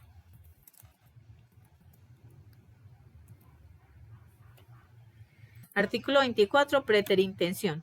También tenemos en cuenta que para que una conducta punible sea catalogada preterintencional, tiene que decirlo. Solamente tenemos el homicidio preterintencional y el aborto o el parto preterintencional. Solamente están esas dos modalidades. Miremos qué dice el artículo 21. La conducta es dolosa, culposa o preterintencional, ¿no es cierto? Entonces ahí me está diciendo que esa es una de las modalidades. Y la definición en el artículo 24 tenemos que la conducta es preterintencional cuando su resultado, siendo previsible, excede la intención de la gente. O sea, era algo que podría pasar, pero no era la intención que tenía el sujeto activo. ¿Me dan un ejemplo de ello, por favor? Empujar a una persona y la persona trastabilla, cae, se da un golpe en la cabeza y muere. Uno lo quería matar, pero lo mató. Exactamente. Imagínense lo complicado para un fiscal que sería definir eso. ¿Cómo hacemos para saber si era preterintencional, si era doloso? De pronto la culpa, bueno, pero esas dos partecitas. Johan López, cuéntame. Profe, un ejemplo, cuando hay un uso excesivo de la fuerza, ahí al policía lo castiga que el código interno de ellos o también el código penal. Penal. Y ese código y esa forma abusiva o excesiva es dolosa. Esa conducta es dolosa, porque él sabe lo que está haciendo, tiene conciencia y voluntad y lo quería hacer. Pues, como te digo, hay que hacer el análisis subjetivo a ver si, pues de pronto no medía la fuerza que tenía, pero es como muy relativo. Te digo que hay que analizar como cada caso para ver, pero ellos, la justicia ordinaria. En ese sentido, la justicia ordinaria. Dice, la conducta es preterintencional cuando su resultado, siendo previsible, excede la intención de la gente. Miremos el artículo 105. Homicidio preterintencional. Exactamente, entonces cuando hablamos del homicidio preterintencional estamos diciendo que la persona pues no lo quería matar, pero efectivamente pues lo mata. Dice, incurrirá en la pena imponible de acuerdo con los dos artículos anteriores, o sea, para el homicidio, disminuida en una tercera parte. Entonces miremos la importancia que tiene definir si es dolo, culpa o preterintención, porque la sanción penal va a ser diferente, Para el homicidio específicamente tenemos las tres, tenemos el doloso, tenemos el culposo y el preterintencional. De hecho, preterintencionales en el Código Penal solo encontré dos, que es el homicidio y el parto o aborto preterintencional. Son los únicos dos que encuentro.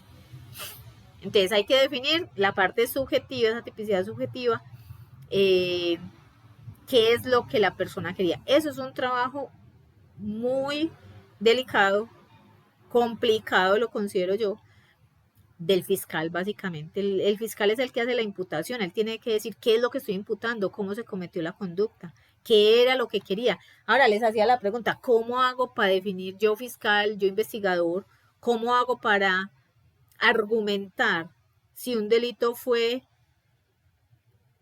doloso o preterintencional? En el ejemplo que me daba Sierra, ¿cómo hago yo para saber eso? Es difícil determinar. Tocaría analizar desde el motivo que generó la discordia para uno saber qué tanto exceso de fuerza hubo o qué tanta intención hubo de ocasionar esa muerte. La intención es muy importante. ¿Cómo podríamos llegar al conocimiento de eso? Por ejemplo, si interceptamos medios de comunicación, el teléfono, tenemos testigos, hay gente que, es que él habló con alguien y él le había dicho a esa persona, no, es que yo quiero matar a esa persona, voy a hacer esto, tal cosa, ya ahí podríamos saber cuál era la intención. No puedes decir que lo tiraste de un 10º piso y no querías sino lesionarlo, ¿no es cierto? Entonces hay que mirar el aspecto material del delito, cómo fue que ocurrieron los hechos. De la parte, por ejemplo, de ustedes, que es la recopilación de todos los elementos materiales probatorios, la contundencia del golpe, la repetición, la fuerza, equiparar las fuerzas de cada uno, cuál fue la herramienta que utilizó. Ustedes saben que es una almadana. Elemento contundente, Señora, como martillo grande. Imagínense que le den a uno con almadana, no es que solamente quería lesionarlo, por Dios, es una cosa gigante. Y en la cabeza, o sea, ¿cómo vas a decir que si tenemos que fue en la cabeza y fue con un arma de esas, cómo vas a decir que fue preterintencional o culposo? Pues ahí, si analizamos la repetición de golpes, el arma utilizada, el área anatómica vulnerada, podemos definir o podemos acercarnos a la verdad material, la verdad real y decir, ¿fue preterintencional o fue doloso? Señor Sierra. Hay un punto también que es muy importante y que se puede dar en el gremio nuestro, que es la vigilancia. Por ocasión del servicio, usted le puede ocasionar una herida con arma de fuego a un individuo que pretendía ingresar al predio que usted esté custodiando. Sí. ¿Pero dónde? Usted le puede disparar, sí, pero le puede disparar solo una vez y en las partes bajas del cuerpo.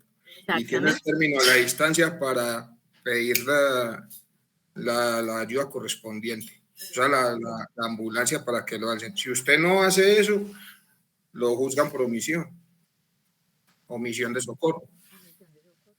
Muy bien. Entonces, mira cómo el área anatómica vulnerada, es muy importante definirla ahí. Lo que hablamos alguna vez en clase, pero ¿cómo vas a decir que es culposo o cómo vas a decir que es preterintencional si disparaste a la cabeza? O sea, o no me digas que es... El delincuente ya salió de la esfera de dominio tuyo, ya no estás corriendo peligro. Le propinas un disparo y decís que es en legítima defensa. ¿Defensa de qué? Si ya no estabas siendo vulnerado en ese momento, no, eso ya es venganza, es otra cosa. Entonces hay que hacer un análisis como de todos los aspectos que rodean el hecho. Y sí, puede ser efectivamente que en ese caso no vaya a ser judicializado por homicidio, si cumple pues como con que no haya sido en la cabeza, que haya sido pues como en las partes bajas, que haya sido un disparo, que él estuviese cuidando. Es que ustedes tienen una posición de garantes frente a varios aspectos. Por ejemplo, cuando están vigilando a una persona. Si ustedes están vigilando en vigilancia privada, que están vigilando solamente a una persona como guardaespaldas, en esa situación ustedes tienen una posición de garantes y ustedes están obligados por ley a tratar de resguardar la vida de esa persona. Y en razón de ello pueden realizar ciertas acciones que no los judicializarían. Eso es de mucho cuidado, porque hay unos aspectos muy específicos en los cuales se puede hacer o no se puede hacer. Pero efectivamente la ley les permite ciertas acciones. Bueno, entonces sería la preterintención cuando se excede lo que quería hacer la persona. Vamos con, entonces ya tenemos la tipicidad, ¿no es cierto? Ya va como la tipicidad. Vamos con la antijuridicidad. La antijuridicidad dice que efectivamente lesione o ponga efectivamente en peligro sin justa causa un bien tutelado. Sin justa causa. ¿Cuál podría ser una justa causa y que me exonere de antijuridicidad? La defensa propia. Exactamente. Entonces aquí la antijuridicidad me dice, ya hice el análisis de tipicidad, efectivamente es una conducta típica. Ok, vamos a mirar la antijuridicidad. Esa conducta típica lesionó o puso en peligro un bien. Ah, que sí, que la vida. Ah, ok.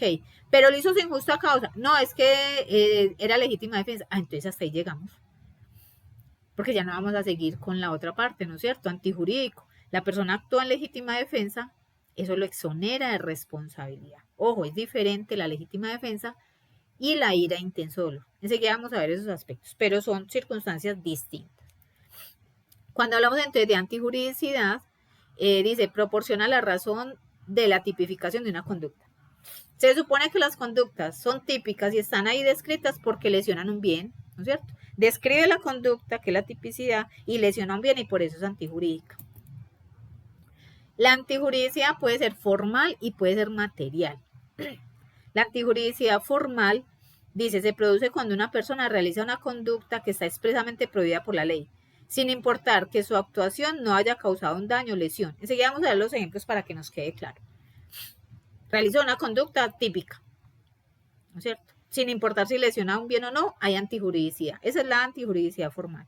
Y la material es que dice, esta figura se distingue de la antijuridicidad formal, la cual se refiere a la contravención de una norma jurídica sin considerar el contenido o finalidad de la misma.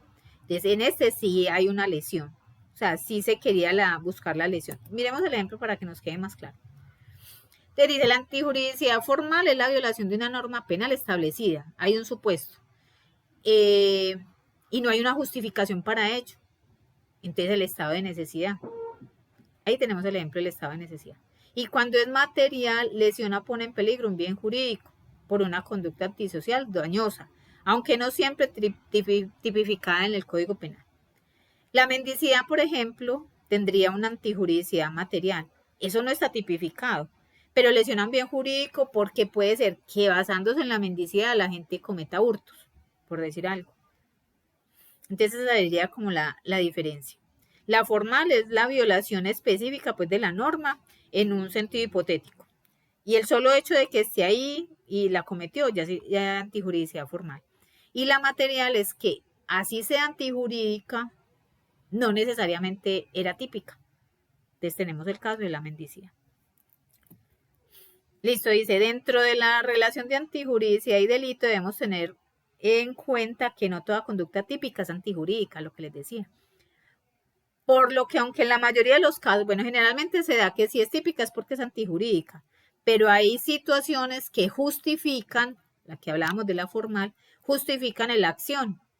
Si hay una justificación, si hay una legítima defensa, entonces aunque sea típica, no es antijurídica. ¿Es claro eso, muchachos?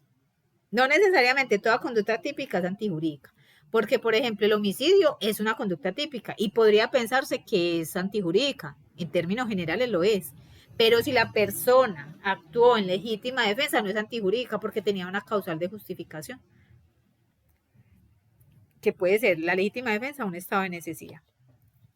Esos serían pues como las dos aspectos importantes. Entonces tenemos ya tipicidad, antijuridicidad. Ahora vamos a ver la culpabilidad. ¿Qué es la culpabilidad? Es el juicio del reproche sobre la conducta del actor. Permite imponer una sanción penal a su conducta típica y antijurídica. Tiene como fundamento la presunción de inocencia. Entonces recordemos que en el artículo 29 de la Constitución Política dice que toda persona será considerada inocente hasta que no se demuestre lo contrario. Después del análisis de tipicidad, antijuridicidad, analizamos entonces por qué lo hizo, si es culpable o no es culpable. Posterior a ese análisis tenemos la responsabilidad penal. Ya hicimos todo el análisis. Conducta típica, analizamos el sujeto activo, pasivo, la conducta sobre quién recae, antijurídica, efectivamente lesionó un bien y no lo hizo por una justificación, un estado de necesidad, no lo hizo por eso. Entonces seguimos con la culpabilidad. Si es culpable, ahora vamos a determinar la responsabilidad penal. La responsabilidad penal es la consecuencia jurídica. Ya definimos todo lo anterior y definimos que efectivamente la persona es culpable. Entonces tiene una responsabilidad penal. Ese sujeto es imputable y se le va a dar una pena. Más adelante vamos a ver cuándo es imputable y cuándo es inimputable. Porque puede ser que la conducta sea típica. Está registrada, sí, las lesiones personales, ahí está. Antijurídica, sí, claro, lesionó el bien de la integridad personal de la persona, del sujeto pasivo porque le causó un daño. Culpabilidad, sí, porque él conoce, él sabía qué era lo que estaba haciendo. No, culpabilidad sí, porque él efectivamente lesionó a esa persona.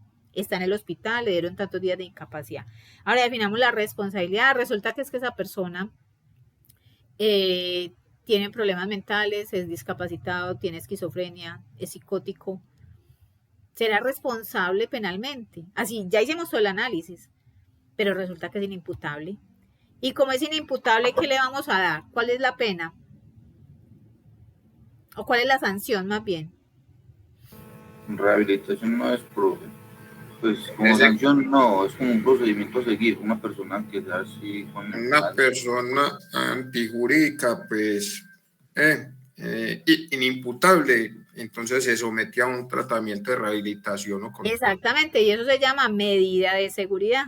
Recuerda que también lo habíamos visto. No le vamos a imponer una pena, el juez no le va a imponer una pena, sino que le va a imponer una medida de seguridad, que consiste en un centro de rehabilitación. Entonces, mire que ya hicimos todo el análisis. Antijuridicidad, tipicidad, antijuridicidad, culpabilidad, pero no tiene responsabilidad penal, porque es un inimputable. Entonces, en ese caso, el juez le pone una medida de seguridad y no una pena. Cuando hay ausencia de responsabilidad, vamos a ver entonces que en el artículo 32 del Código Penal nos trae específicamente cuando no hay responsabilidad. Vamos a ver el artículo 32. Son muchas causales. Entonces ustedes ahí van a encontrar muchos aspectos que exoneran de responsabilidad y hay un video que les explica también en qué consiste. Miremos primero ese 32. La fuerza letal se podrá ejercer de forma excepcional para repeler la agresión al derecho propio o ajeno. Esa es la excepción a la norma. Se supone, como decías, que por ejemplo, propinar el disparo es en las partes bajas y no en la cabeza, ¿no es cierto? Pero excepcionalmente contempla eso. Espérame, ¿tienes ahí, Juan, el 32? Sí, señora. Lees, porfa, la primera parte. La primera parte. No habrá lugar de responsabilidad cuando en los eventos de caso fortuito o fuerza mayor se actúe con el consentimiento válidamente remitido por parte del titular del bien jurídico en los casos que se puede disponer del mismo. Se obre en estricto cumplimiento de un deber legal. Se obre en cumplimiento de orden legítima autoridad competente emitida con las formalidades legales. Espérame, Juan. Cuando decimos entonces en cumplimiento de orden legítima, legítima de autoridad competente emitida por la norma. Entonces ahí estamos hablando, por ejemplo, de las personas que están cumpliendo una función de resguardar, por ejemplo, los vigilantes, ¿no es cierto? Entonces ustedes están obrando en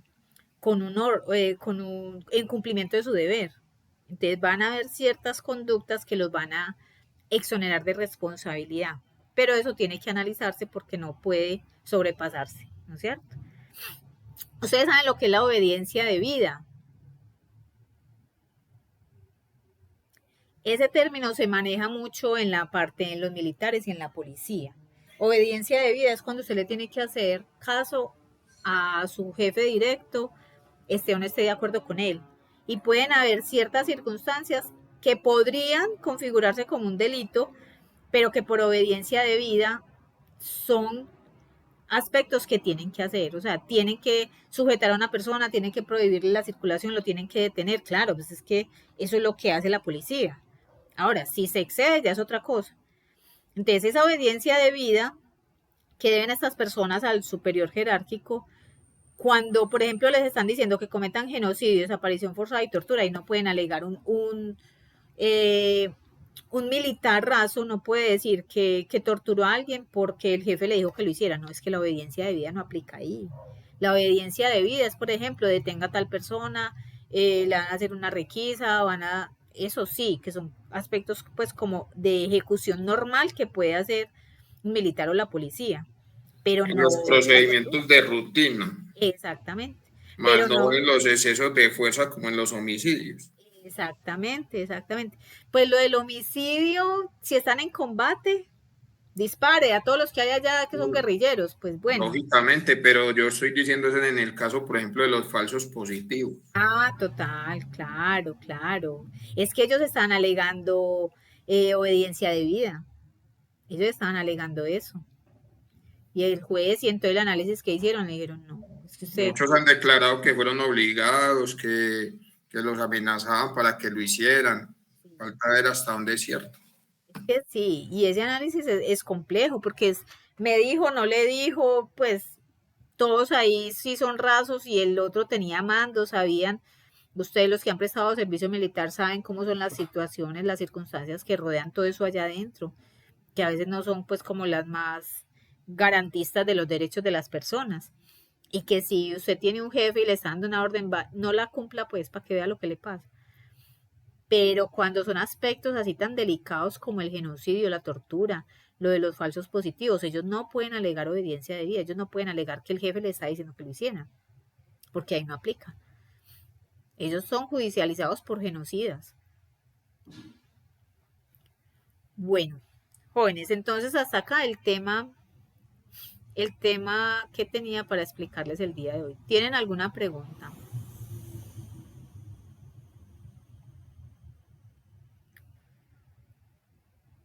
Bueno, hoy aprendimos muchísimas cosas. Recuerden que para dentro de 8 días vamos a tener un quiz virtual. Entonces, dentro de 8 días vamos a tratar un tema, les voy a explicar un tema y les voy a dar un tiempito para que realicen el quiz. ¿De qué es el quiz? De todo lo que hemos visto. Estudien de las diapositivas, que de ahí es que saco las preguntas. Básicamente las diapositivas, los videos están en la plataforma, usted los puede revisar. Ahorita, ¿qué vamos a hacer?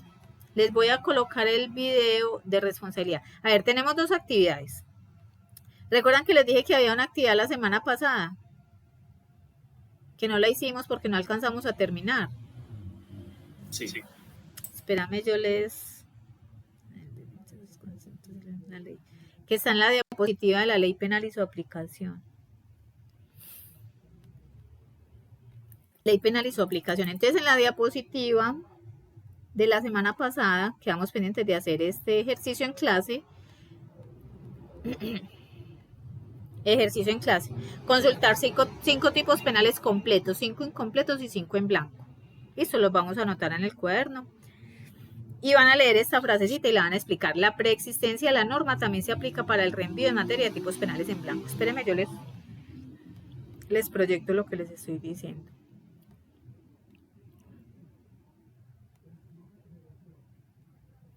Entonces, primer ejercicio. Consultar 5 tipos penales completos, 5 incompletos y 5 en blanco.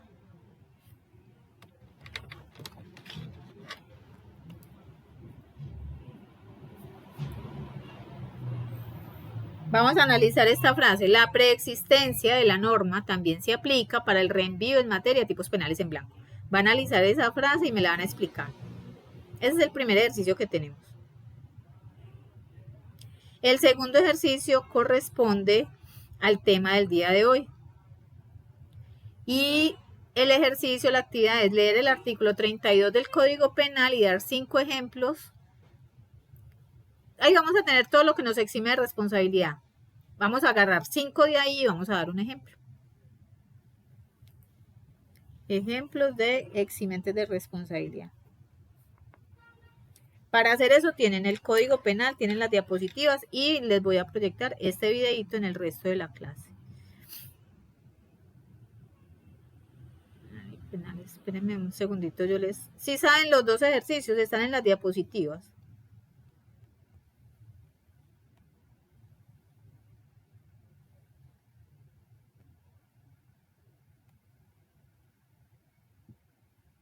Bueno, ahí tenían el primero.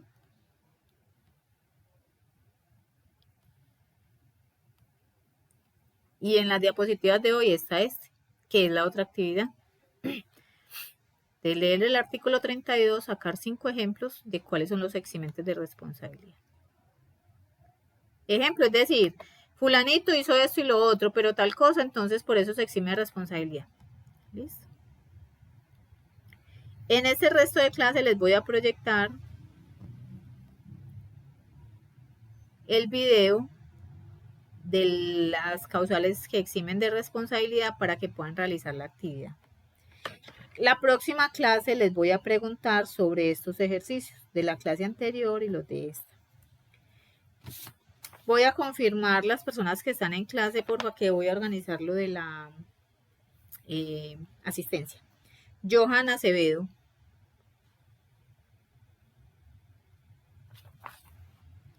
Johan no está en clase. No. Carlos Aguirre sí, Jorge Luis Fernández sí, Jonathan Esteban Jiménez sí, Carlos Julio Lobo sí, Johnny llegó. No. Elizabeth Salgado sí, Juan Fernando Sierra sí, Elizabeth Valencia sí. ¿Quién faltó por llamar? Johan López. Sí, ya lo tengo. Jaramillo. Jonathan, tu primer apellido es Jaramillo. Castañeda. Ah, con razón no lo he encontrado. Jonathan, tú viniste a la clase pasada. Sí, señora. Ok. ¿Quién más faltó? Tengo 1, 2, 3, 4, 5, 6, 7, 8, 9. Listo, ya estamos todos. Les voy a dejar entonces el videíto. Una vez termine el video, terminamos la clase, quedamos pendientes con la actividad para realizar la próxima semana. Y se la voy a preguntar, recuerden que hay quiz la próxima semana, obviamente es virtual. Entonces vamos a dar una parte de la clase y la otra parte va a ser el examen. La idea es que lo realicen mientras yo esté conectada, en caso de que les haya algún inconveniente, algún problema con la plataforma o algo así. El Tiempo, el periódico más grande de Colombia, recientemente preguntó: ¿quién es el gringo invisible? Ya les voy a proyectar el video.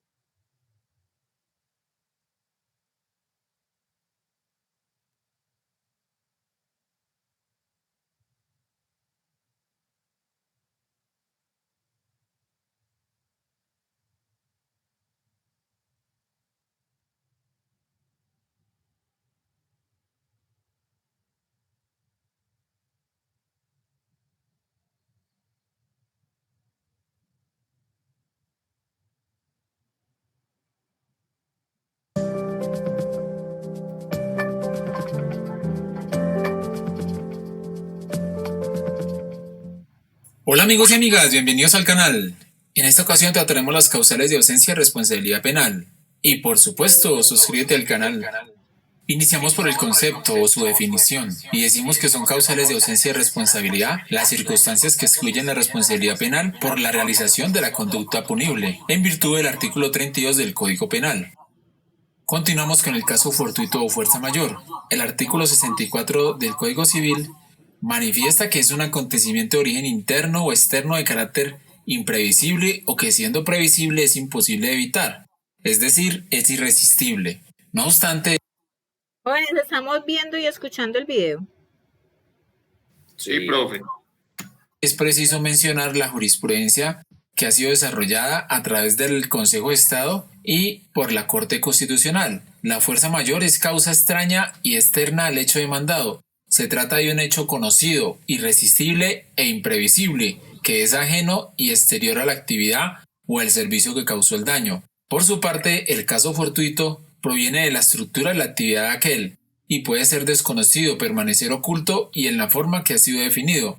No constituye una verdadera causa extraña, con virtualidad, para suprimir la imputabilidad del daño. Consentimiento del sujeto pasivo. Se configura esta causal cuando el agente o el sujeto activo actúa con el consentimiento válidamente emitido por parte del titular del bien jurídico, en los casos en que se puede disponer del mismo. Un ejemplo podría ser el uso de la eutanasia, aunque en Colombia esta situación no está autorizada. Estricto cumplimiento de un deber legal. No es responsable de la conducta punible quien realice una conducta tipificada en la ley, en cumplimiento de un deber legal. ¿En qué consiste? Consiste en llevar a cabo un hecho típico porque la ley o una orden de autoridad competente lo permiten. En este caso no hay reproche por haber actuado el agente de acuerdo con el derecho. Ejemplo, el policía que entra a un domicilio persiguiendo a un delincuente que fue sorprendido en flagrante en el delito para evitar que éste huya de la justicia. Cumplimiento de orden legítima de autoridad competente. No hay lugar a responsabilidad cuando el agente obra en cumplimiento de orden legítima de autoridad competente emitida con las formalidades legales. De igual forma, el artículo 32 establece que no se podrá reconocer la obediencia debida cuando se trate de delitos de genocidio, desaparición forzada y tortura. También se hace una excepción. No puede invocar la justificante quien actúa en cumplimiento de una orden que suponga una infracción manifiesta de un precepto constitucional en detrimento de una persona, de acuerdo con el artículo 91 de la Constitución Política. Y tenemos un ejemplo, el cual puede ser una orden de allanamiento que emite la autoridad competente o la orden de interceptación de las telecomunicaciones, la cual, como decimos, se emite por autoridad competente. Legítimo ejercicio de un derecho, de una actividad lícita o de un cargo público. Un derecho porque en tal caso la acusación del daño está amparada por el ordenamiento jurídico. Una actividad lícita. Así, quien realiza una actividad lícita no puede obrar antijurídicamente. Si, de manera eventual, incurre en una conducta tipificada en la ley. Un cargo público, porque al hacerlo ajusta su conducta al ordenamiento jurídico. Hay varios ejemplos: el agente oficial que dispara contra atracadores, el policía que repele un ataque guerrillero o terrorista, el juez de control de garantías que libra una orden de captura. Legítima defensa. La legítima defensa se configura cuando el sujeto obra por la necesidad de defender un derecho propio o ajeno contra injusta agresión actual o inminente, siempre que la defensa sea proporcionada a la agresión. Se puede decir que los bienes jurídicos defendibles podrían ser la inviolabilidad del domicilio, la integridad corporal, la vida, la propiedad, entre otros. Estado de necesidad. El estado de necesidad se da cuando el autor obra por la necesidad de proteger un derecho propio o ajeno de un peligro actual o inminente, no evitable de otra manera, que el agente no haya causado intencionalmente o por imprudencia y que no tenga el deber jurídico de afrontar. El estado de necesidad puede ser justificante cuando se produce un daño menor para evitar un daño mayor. Excluyente de culpabilidad, es decir, exculpante, cuando los bienes o intereses en conflicto son de una jerarquía similar. Un ejemplo de estado de necesidad. Santiago vive con su esposa, la cual enferma gravemente, y para evitar que muera se hace necesario suministrarle una droga carísima. Pero Santiago no tiene dinero para comprarla, y entonces se dirige a una droguería y pide que le muestren la droga. Y una vez la obtiene, sale corriendo, la aplican a su esposa y salva su vida. Santiago es aprehendido luego acusado de hurto, de acuerdo con el artículo 239 del Código Penal, tipo penal protegido por el bien jurídico del patrimonio económico. Pero Santiago alega el estado de necesidad justificante y logra la exoneración de la responsabilidad penal, exponiendo que estuvieron en juego dos bienes jurídicos de distinta valoración, a saber, la vida y la integridad personal. Bien que protegió la vida de la esposa de Santiago y el patrimonio económico el hurto que cometió Santiago. Insuperable coacción ajena. La coacción es el empleo de la fuerza física, es decir, coacción material o psíquica, que significa coacción moral presente o futura, sobre una persona para lograr de ella un comportamiento de acción o de hacer, o de omisión, que se traduce en tolerar u omitir alguna cosa, que en otras circunstancias voluntariamente no realizaría. Como un ejemplo, tal es el caso de quien apunta con su arma a otro para que éste accione la suya contra cierta persona, o de aquel al que le retienen un ser querido para obligarlo a que cumpla con el acto ilícito impuesto por el captor. Continuamos con el error. Este consiste en la falta de correspondencia entre lo que existe en la conciencia del autor y la realidad. El error se puede presentar de la siguiente forma: error de tipo, el cual recae sobre los elementos y circunstancias que conforman el tipo penal, y error de prohibición, recae sobre el conocimiento de la antijuricidad, que puede ser excluyente de culpabilidad. Vamos con un ejemplo de error de tipo. Se aprecia en el caso de una persona que lleva una maleta que contiene varios kilos de cocaína, y trata de pasar por el control de seguridad en un aeropuerto, pero no sabe que lleva la droga, pues esta fue introducida en su maleta por un tercero malintencionado. En este caso, el actor no conoce que lleva droga ni desea llevarla, por lo que no hay dolo y la conducta es atípica. Sin embargo, esta persona puede tener conciencia de antijuricidad, es decir, conocer que transportar drogas es ilegal. Ejemplo: error de prohibición. Error de prohibición directo. El autor no conoce en cuanto a tal la norma. El agente cree que es ajustado a derecho destruir productos agrícolas para mantener los precios. Por lo tanto, ignora la existencia del artículo 304 del Código Penal. Muchas gracias por haber visto este video, espero que se suscriban y por favor compártanlo. Esto me ayuda a crecer el canal. Muchas gracias.